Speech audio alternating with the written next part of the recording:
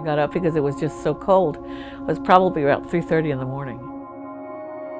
And I come over here to where the thermostat is in the kitchen to check the temperature, and it said 30 degrees. I knew we were going to have a problem. Stretch. Pick up your other arm, the other leg.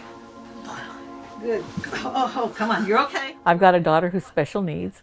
I was more afraid of how she was going to deal with this than even thinking about myself or my older daughter. Good girl. Where's Lucy and Jessie? Where's Lucy and Jessie? But little Gloria doesn't understand that you have to stay put. You have to be covered up. You have to stay covered up. Are you ready to take a nap, Mama? What was more difficult was knowing we were going to have to spend another night. This is just a terrible thing for people to be experiencing right now. We're in the middle of a pandemic. We can't access groceries. We can't go anywhere. We can't drive anywhere. There's supposed to be rolling outages, and we have not been rolling because we're still without power. So why are we without power? And there are other parts of the community that have maintained their power. Where's the equity in that? Your house is where you should feel safe and warm and comfortable, and all of a sudden, like, it's this place where, like, you might die.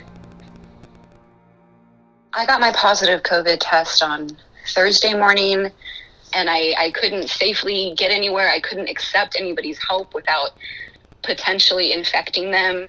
I felt trapped. Like, I was waiting to get worse enough to have to go to the hospital with my 6-year-old.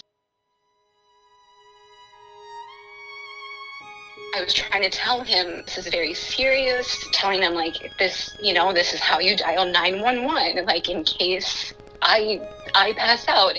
That was definitely, like, the scariest moment, is, like, trying to tell him, like, I need you to, like, maybe take care of me. I love my wife. We've been happily married for 44 years, and it just seems such a shame that could potentially end on something like this. I live here with my wife, Barbara, who has been diagnosed with ALS. She breathes through what's called a BiPAP machine, which really breathes for her. Our power went off at about 2 a.m. Sunday night, and as a result, we lost power for this BiPAP machine. It has a built-in battery backup, and then you're kind of on your own to supply electricity some other way. Fortunately, I had purchased a car battery, which through an inverter, I'm able to power the machine for periods of time. But even that battery needs to be recharged. We've been fortunate to have a neighbor haul the battery back down and charge it at their place. They seem to be the only house in the neighborhood with any power. My biggest concern is that the situation will continue for several more days, and something will happen in our fragile chain of events that prevents me from getting this battery recharged, and I will lose my wife.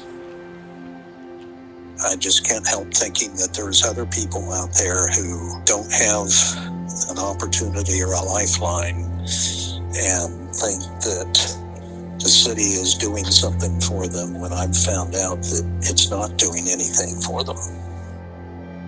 This is an opportunity for us to learn and say we can do better than this.